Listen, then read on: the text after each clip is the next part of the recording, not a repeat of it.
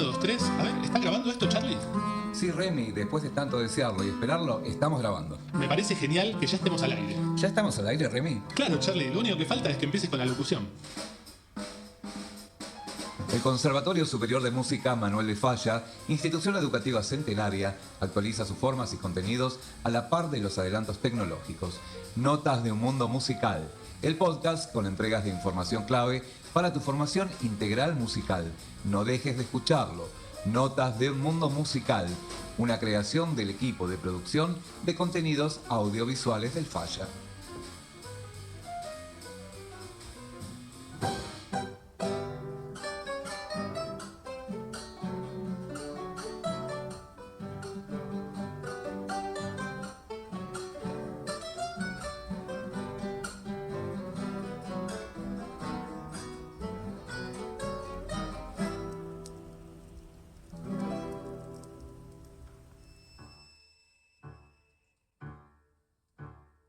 Bienvenidos y bienvenidas a otro episodio de Notas de un Mundo Musical. Espero encontrarlos muy bien. Mi nombre es Remy Mariani y los vamos a estar acompañando con Charlie Casares, que ya mismo paso a saludar. ¿Cómo estás, Charlie? Hola Remy, ¿cómo estás? Yo por suerte muy bien y con la alegría de seguir con la producción de contenidos diversos de los distintos géneros musicales. La verdad que sí, nos gusta lo que hacemos. Podés escuchar Notas de un Mundo Musical por el canal de Spotify o de YouTube del Conservatorio Superior de Música Manuel de Falla y también por sus páginas oficiales de Buenos Aires, Ciudad, BA y del Instituto de Formación Docente Infod. Te contamos además que las cortinas musicales que se escuchan en la artística y de fondo de las voces de los participantes de estas piezas sonoras son grabadas directamente de las aulas de esta casa de estudios. Excelente, vamos a empezar entonces. Y como los contenidos de Notas de un Mundo Musical son a la carta, contanos, Charlie, ¿qué hay para el menú? En este capítulo vamos a compartir la entrevista que le hiciste al director de la Orquesta Sinfónica del Conservatorio Superior de Música Manuel de Falla,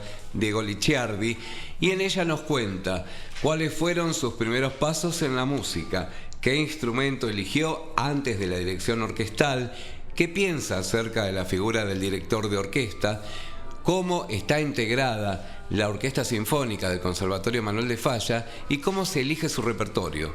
Además, nos cuenta acerca de sus gustos musicales y la música clásica en particular, y qué hubiera elegido de profesión si no fuera la de ser músico. Y finalmente, qué expectativas profesionales posee más allá de su actual desempeño profesional. Vamos a escucharlo y luego disfrutamos de algunos momentos del ensayo general previo a la presentación de la Orquesta Sinfónica del Falla en la Usina del Arte.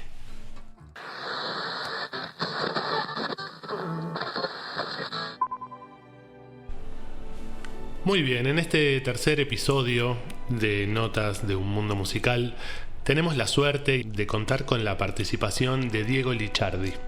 ¿Qué tal, Diego? ¿Cómo estás? ¿Qué tal, Remy? ¿Cómo estás? Gracias por la invitación. No, al contrario, gracias a vos por estar acá con nosotros. Les contamos a la audiencia que Diego es director de orquesta, director de coros, pianista, organista y compositor de nuestra casa de estudios. Y para empezar con esta entrevista, te vamos a pedir que nos cuentes cómo fue tu recorrido artístico, qué instrumento elegiste, si participaste de la orquesta cuando eras joven, si hubo algún momento bisagra, hasta llegar a ser hoy director. Bien, esto me trae muchos recuerdos. Comencé a la par que comenzaba la escuela secundaria y estudié primero piano con la maestra Floriani. A la par, y que era algo que me atraía muchísimo, estudié órgano de tubos con el maestro Rimoldi y casi en simultáneo composición con el maestro Dalvicio y dirección de orquesta con Miguel Ángel Gilardi. A medida que iba avanzando iba descubriendo un mundo nuevo en cada una de esas materias que hasta ese momento eran materias, no sabía que finalmente iban a ser mi posibilidad de poder disfrutar de música y vivir de la música. Y a medida que iba estudiando iba descubriendo cosas, descubría que no había límites a tanto todo esto que uno puede ir generando a medida que va conociendo, va averiguando, asiste a ensayos. Y bueno, así fue que comencé la parte, digamos, laboral a la par que iba estudiando. Empecé acompañando coros con el piano, después se dieron otras posibilidades y también acompañé en el órgano. Y finalmente algo que me venía ya deslumbrando y que pude ingresar, que es a la dirección orquestal, lo pude hacer. Fuimos junto con otros compañeros fundadores de la primera orquesta del Plan Niños. Ajá. En Anexo 2, ahí en la calle Salguero. Y bueno, de allí en más fue todo un trabajo grande, arduo, pero realmente feliz de llegar a poder ser director de orquesta, ¿no? Como profesión. ¿Y directamente en un formato, en un ámbito académico, o primero hiciste alguna aproximación más informal? Mira, la música está relacionada con mi familia de que yo tengo uso de razón, ¿no? Dentro de la iglesia, mis padres colaboraban cantando en el coro o dirigiendo en el coro, o tocando el piano o el armonio, pero todo esto con conocimientos muy básicos, ¿no? Y un poco el hecho de llegar a esto al nivel profesional se debe a ello, ¿no? Al apoyo constante de ellos. Así que puedo decir que ya la música se venía mamando. Y después sí, algo que tenía definido era que yo quería hacer música y quería vivir de la música. Y bueno, ahí fue donde entré al conservatorio y descubrí todo esto. Después de eso, más allá del estudio en sí y lograr recibirse, hay otras cantidad de cosas que hacen que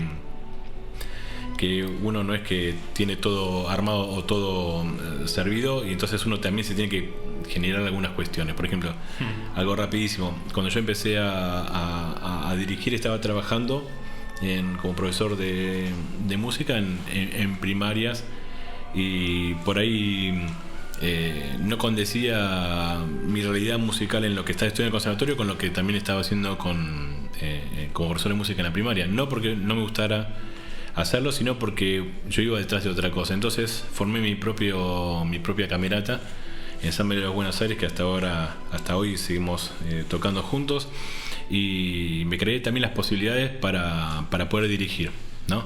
Entonces el llegar a hoy a poder dirigir una orquesta fue la sumatoria de muchas cosas previas, de remangarse, de horas de estudio y demás, pero que es completamente posible si uno tiene disciplina, si uno tiene un objetivo claro, y también si sabe escuchar no solamente la música, sino a quienes son sus maestros que lo van guiando, y tratar también de enfocarse en eso, ¿no? De enfocarse hacia donde uno quiere dirigir, y después aprovechar las oportunidades, aprovecharlas. A veces uno dice, bueno, ¿cuándo se me dará que me llamen para la Sinfónica de Londres, ¿no? Y por ahí en este momento está medio complicado, pero sí necesitamos un director de coro para tal lugar. Bueno, allá voy. Entonces uno también, además de ganar confianza y ganar también herramientas para poder presentarse frente a un grupo de personas que, en el caso de una orquesta profesional, tienen también toda una trayectoria y una cantidad de saberes previos, nos da a nosotros una cantidad de herramientas también, no solamente musicales, sino que te comentaba antes también cuestiones psicológicas del manejo de grupo, etcétera, pero bueno, me fui ya por las ramas. No, está bien, pero sencillamente hacerse accesible a la oportunidad, exactamente, ¿no? Estar listo. Exactamente, estar listo y también uno buscar de claro, generar eso, ¿no? Vos antes de llegar a ser director de la Orquesta Sinfónica del Falla, dirigiste otras orquestas. Sí, estuve dirigiendo, bueno, este ensamble que me lo creé para poder dirigir. Después estuvo la Orquesta Infanto Juvenil del Conservatorio del Anexo 3, perdón, el Anexo 2 en Salguero. También había formado un coro, y bueno, también haciendo otro tipo de repertorio. O sea que y también estoy dirigiendo la orquesta también de estudiantes del Conservatorio de San Martín. Entonces llegué, cuando se dio la posibilidad de concursar y demás, llegué ya con una cantidad de horas de experiencia, de horas de vuelo, que me permitieron poder acceder, ¿no? Y también ese aprendizaje mientras era estudiante, traté de ver como músico, porque al ser pianista no tenés muchas opciones o muchas posibilidades de participar, pero Por ahí se daba una obra que necesitaba piano y me anotaba. O percusión, también he tocado los timbales, Mirá vos. triángulo. Y también como recurso, por ahí faltó un instrumento, no sé, la flauta, el clarinete, entonces yo tocaba la melodía de eso en el piano. Cuestión de tener la mirada del instrumentista, qué es lo que recibe o necesita del director, ¿no? Y eso también me amplió a mí el rango. O sea, formaste parte de la orquesta, pero siempre tuviste tu mirada puesta en la totalidad de la orquesta. Exactamente. En algún sentido. Y contanos un poco cómo es la óptica desde un solista o desde un instrumentista en relación de estudio con su instrumento y de un director que tiene que pensar desde una visión más amplia, ¿no? De pensar a toda la orquesta. Poder dedicarme a la dirección me vino bárbaro porque justamente no quería tocar solo. Pero bueno, porque hay que tener virtudes para eso, y respeto muchísimo a los solistas y esa capacidad de poder también llevar la música a ese plano, ¿no? Y contrariamente a lo que podría ser una recomendación, yo empecé a dirigir justamente porque era muy tímido. Entonces me lo tomé, más allá de que la música era el primer lugar, era un gran desafío. Un gran desafío estar frente a muchas personas, las cuales no necesariamente van a tener una relación amistosa conmigo. No lo digo porque no pasó nunca nada, pero digamos, hay gente que no tenía ningún tipo de relación afectiva como para poder hacerle caso a esas personas que estaban paradas ahí moviendo las manos. Moviendo las manos, ¿no? Tirando esos pases mágicos. Tal cual. Hablando de esa figura del director, ¿no? Como lo que ve la orquesta de un lado y lo que ve el público del otro lado. ¿Pensás que la figura del director siempre tuvo un halo, ya sea en función de cómo opera sobre la música o en función de lo institucional, de la responsabilidad de llevar adelante una orquesta? Sí, muy buena pregunta. Tiene que ver un poco con todo. Porque primero yo considero siempre todo un trabajo en equipo, ¿no? La orquesta, el director de la orquesta. Y el director por ahí tiene ese halo, porque no solamente se dedica a mover los brazos, hablando así tradicionalmente, sino tiene que ver mucho con la preparación musical para poder estar delante de un grupo de músicos, cada uno sabiendo lo que tiene que hacer, y en este caso el director tiene que unificar criterios, aunar ideas, y creo que la palabra que más lo resume es como dicen los americanos, ¿no? Conductor. Es a quien debe conducir. Entonces uno al que conduce le tiene que entregar toda su seguridad para que él lo haga, lo lleve adelante y lo pueda hacer y hacer en un buen puerto, ¿no? Y aparte es una persona, el director, en cualquier por ahí rama, ¿no? Pero en la musical es una persona que tiene que estar capacitada en muchas áreas para poder entender de lo que se está trabajando. Tiene que entender de las cuerdas, tiene que entender de los instrumentos de percusión, las de lo de vientos. particularidades de cada Exactamente, sección, ¿no? Sí. De hecho, nosotros en la carrera estudiamos un año de instrumentos de viento, un año de cuerda, un año de percusión, y tocamos también. Claro. En forma paralela a eso, yo estudié 2 años oboe, con lo cual también me dio otra perspectiva, pero por un gusto personal, pero obviamente vino bárbaro, y estudié un año violín. Entonces tenés una mirada un poco más amplia, aparte de que vos estás... Es como el que uno está manejando, pero el otro es el que ve el GPS y te dice para dónde rumbear, claro, ¿no? Así que está por eso. Y aparte están también las cuestiones de las gestiones, las responsabilidades sobre todo, ¿no? Sobre ya sea lo que es la parte musical y después lo administrativo, lo que tiene que ver también con la cuestión humana. Gestionar los vínculos, ¿no? De una orquesta. Completamente. Y dentro de todas esas secciones trajiste la idea del conductor. ¿Hay un más referente como el ayudante del director, si existe esa figura? Sí, existe. Después del director está el concertino, que es el primer violín. Ajá. ¿No? Viste que la orquesta se divide en primeros violines, segundos violines, viola, cello, contrabajos, en la parte de cuerdas. Y por una cuestión también de números, el concertino es la persona que es el segundo referente. Aparte de las cuerdas versus los otros instrumentos son mayoría. Claro. Y también a él se debe esa coautoría, digamos, de las interpretaciones. Y en cuanto a la estética que cada director aporta, los mismos músicos no suenan igual con una dirección que con otra. Completamente. Sí, tiene mucho que ver.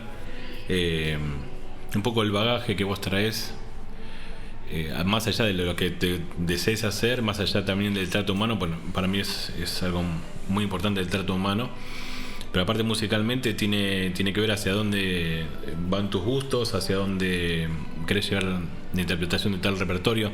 Esto pasa, por ahí le estoy errando, pero vos me sabrás decir, esto pasa con un equipo de fútbol. Siempre es el mismo equipo de fútbol, cambia el director técnico y cambia el equipo de fútbol. Lo que sí te sé decir es que para cada hecho de la vida hay un ejemplo que se puede dar con el fútbol. Exactamente. Contanos un poco de cómo funciona acá en el Falla, ¿no? Nosotros le recordamos a nuestra audiencia que pertenecemos al Conservatorio Superior de Música Manuel de Falla, que es una institución centenaria, y los músicos de la orquesta, primero, bueno, es como decíamos, como charlábamos antes, la orquesta es una materia más que los alumnos deben transitar, y a su vez la orquesta va recambiando, ¿no?, sus músicos. Contanos un poquito cómo es. Así es. Cada uno de los alumnas que estudian instrumento de orquesta tienen en su currícula la materia orquesta institucional. Tienen por programa 2-3 años, depende cuál sea el rumbo que ellos toman, y se renueva prácticamente la orquesta cada 2 o 3 años. Entonces nunca hay una orquesta igual. Mirá vos, en ese sentido. bastante pronto, ¿no? Y sí, porque uno empieza a trabajar ciertas cosas con alguien por ahí que está de primer año, pero a su vez está conviviendo con alguien que está en su segundo o tercer año. Entonces es un renuevo, lo cual también da la posibilidad a que aquel que estaba, por decirlo así, en un segundo o tercer atril, digamos, no protagonista directo, tenga que ocupar seguramente en 1 o 2 años ese atril de protagonista. Claro. Entonces pedagógicamente también es muy bueno eso, siempre que podamos lograr que todos tiremos a la par, me refiero porque esto va también de la mano del repertorio que se toca en la orquesta. Las dificultades que amalgamen los distintos estadios de los alumnos. Tal cual. Si bien nuevamente, si bien es una materia, está compuesta por alumnos, tenemos un equipo de profesores, guías, que también paralelamente hacen la asistencia pedagógica o técnica del instrumento y ayudan también a que ese pasar de los años y el renuevo de la orquesta sea mucho más rápido y más los músicos puedan adaptarse más prontamente, por decirlo de una forma. Y después, con algo que tiene que ver, ya que lo traje a colación, el tema del repertorio, está pensado así pedagógicamente para poder como la dificultad que se presenta en los programas de instrumentos solo es, bueno, ahora no estás tocando como solista sino como parte de un grupo, y cómo resolvemos esto siendo parte de un grupo, de un equipo, y corre por ese lado. También corre por ahí, hay años donde hacemos un repertorio más abocado a lo que es la música argentina, hay otro que hacemos más sobre el romanticismo. Me acuerdo que el año pasado inclusive tocaron una pieza de Piazzolla. Así es.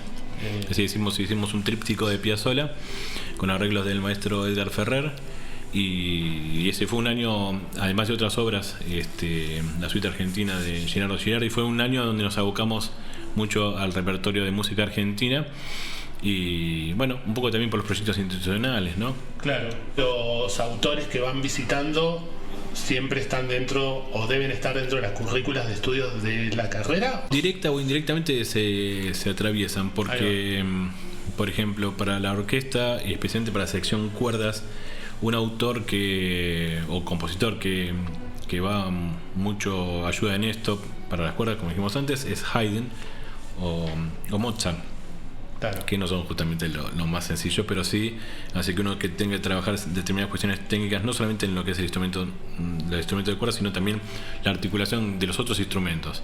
Y hay muchas cosas que se abordan ya desde una concepción histórica de interpretación, los cuales no es la misma forma de tocar un compositor barroco que un compositor clásico, romanticismo o música del siglo XX, etcétera, ¿no? Donde ya hay muchísimas más recursos, o se exploraron otras cosas que hasta ese entonces, también por cuestiones de calidad de construcción o de elementos que se utilizaban antes, no eran factibles. Claro. ¿Hay alguna preferencia de tu parte de esos estilos para tocar en orquesta? En este momento no. Pero me siento más identificado por ahí con la música del romanticismo, más hacia nuestro tiempo, pero disfruto lo mismo tocar Beethoven que tocar Mozart. Y ahora en el presente, digamos, ¿cuál es el repertorio que están trabajando? ¿Cuáles son los objetivos que la orquesta va a manejar esta segunda mitad del año? Porque esta orquesta está a la mitad de la transición. Estamos justamente a la mitad de la transición. Ahí está, la orquesta se plantean objetivos para los 2-3 años que van a durar, o los objetivos van surgiendo. Se trata, porque también se han dado casos en los cuales varios, o por lo menos un pequeño grupo de estudiantes, tal vez consiguen una beca para estudiar afuera, o que tienen otros proyectos y por ahí no les coincide en el horario de orquesta y las vuelven a retomar 2 o 3 años después. Entonces uno plantea un horizonte y no siempre se puede sostener, no es la palabra porque se logra, sino también no se alcanza de la misma forma que cuando uno ideó esa propuesta, ¿no? La vida misma. En la vida misma, tal cual. Con lo cual también lo hace muy rico y lo hace todo el tiempo emocionante. Emocionante y Adrenalínico sería el término. Nosotros estamos preparando ahora un repertorio compuesto por Gounod Judex, es un intermezzo de un oratorio, Muerte y Vida, que puede ser comparable al intermezzo de Caballería Rusticana, y que trabaja toda la parte del ligado del arco, de todo lo que es el protagonismo de la música para cuerdas, ¿no? Después estamos viendo La Danza Macabra de Camille Saint-Saëns, donde tiene como protagonista un violín solista, que también lo interpreta una alumna allá que está a punto de recibirse. Esto es lo que te comentaba antes, ¿no? Porque si bien tenemos un profesor guía, que es el concertino, un profesor que está guiando la cuerda de los primeros violines, en este intercambio pedagógico él le da la posibilidad de ella tener que experimentar de primera mano lo que es ser un líder de fila y aparte el rol de solista. Claro. Después estamos haciendo, para cerrar como si fuera poco, un desafío también muy muy muy importante, la Quinta Sinfonía de Beethoven. Mira, ni más ni menos. Ni más ni menos. Es de las más conocidas, ¿no? Es de las más conocidas, exactamente. La denominada también la llamada al destino, por el golpe en la puerta, pa. Y hemos tocado nuestro primer concierto hace muy poquito en la Usina del Arte. Exacto, que fue a sala llena. A sala llena, realmente con un éxito no solamente desde lo musical, porque es un gran paso tocar esa sinfonía, sino también desde la convocatoria y desde el compromiso. Nosotros trabajamos mucho, en particular hago hincapié en el trabajo en equipo, en el involucrarse y algo que tal vez por ahí lo desarrollemos después, en el sentido de pertenencia. Ajá. No es que vengo y toco y no como que me falta ponerme la camiseta, por decirlo así en criollo.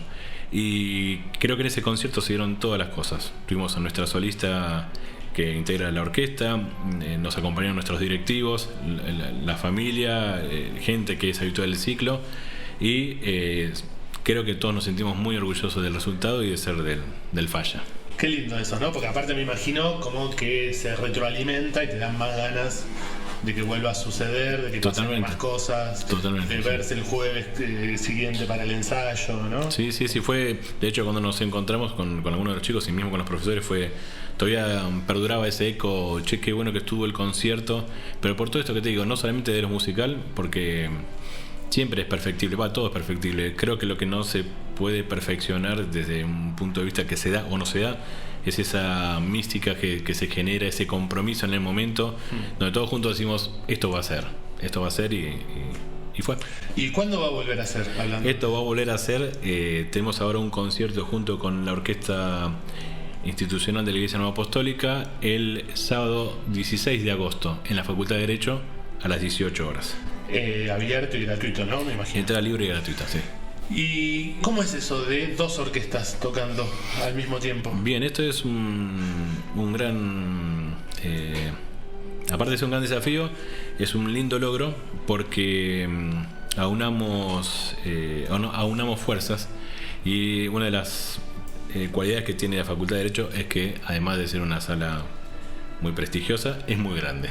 Claro. Entonces, y teniendo en cuenta que vamos a tocar la Quinta Sinfonía de Beethoven, también en este ámbito es necesario tener otra densidad orquestal que la que tenemos hasta ahora nos vino muy bien para los lugares donde hemos tocado, pero en proporción, y es algo que puede pasar en los años, ¿no? Esto que hablamos del recambio, que a veces no hay tantos instrumentistas de cuerda que puedan acceder a la orquesta, de ahí que también abrimos la invitación para la comunidad y para aquellos que están o nos estén escuchando.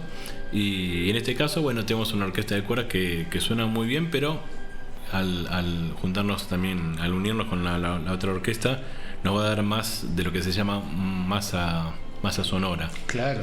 Y esto le da también posibilidades a que hay una relación, perdóname que te haya interrumpido, no, me encanta, pero acá hay una relación directa entre la cantidad de instrumentos y el porqué de, por ejemplo, por qué hay 2 flautas y hay en la orquesta sinfónica y hay 16 primeros violines y 2 flautas nada más. Hay una cuestión también de proporciones.